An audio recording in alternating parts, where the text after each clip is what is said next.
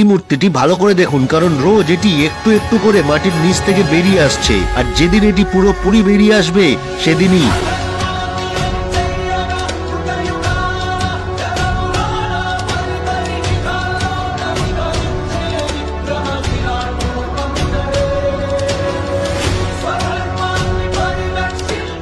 হ্যাঁ, ঠিকই ভাবছেন, সেদিনই প্রকট হবে ভগবান বিষ্ণুর কল্কি অবতার। অলরেডি এটি কোমরের নিচ পর্যন্ত বেরিয়ে এসেছে, আর বেশি দিন বাকি নেই পুরোটা বেরোতে। অনেক সায়েন্টিস্ট এই মূর্তির ওপর প্রচুর গবেষণা করেছে, এমনকি এখনো করে যাচ্ছে, তবু এর রহস্য উদ্ঘাটন আজও কেউ করতে পারেনি। এটি হলো বিরূপাক্ষ ভগবানের মূর্তি, যেটি আছে নেপালের কাঠমান্ডু শহরের বাগমতী নদীর তীরে অবস্থিত পশুপতিনাথ মন্দিরের ভিতরে। পশুপতিনাথ মন্দিরকে কেদারনাথ মন্দিরের অর্ধভাগ বলে মনে করা হয়। বিরূপাক্ষ ভগবান হলেন মহাদেবেরই এক রূপ। মন্দিরের পুরোহিতের কথা অনুযায়ী এই মূর্তিটি আগে গলা পর্যন্ত মাটির নিচে পোতা ছিল, রোজ একটু একটু করে বেরিয়ে এখন কোমর পর্যন্ত উঠে গেছে। ভবিষ্যবাণিকা পুরাণ অনুযায়ী কলিযুগ শেষ হওয়ার সংকেত পৃথিবীর 4টে মন্দির থেকে পাওয়া যাবে। তাই ওখানকার স্থানীয়দের মান্যতা অনুযায়ী এটাই একটা সংকেত, মানে এই মূর্তি যখন পুরোটা বেরিয়ে আসবে তখনই কল্কি অবতার প্রকট হবেন এবং কলিযুগের সমাপ্তি ঘটবে। তাহলে নেপাল গেলে পশুপতিনাথের দর্শন অবশ্যই করবেন এবং এই বিরূপাক্ষ মহাদেবের মূর্তির রহস্য নিজের চোখে দেখে আসবেন।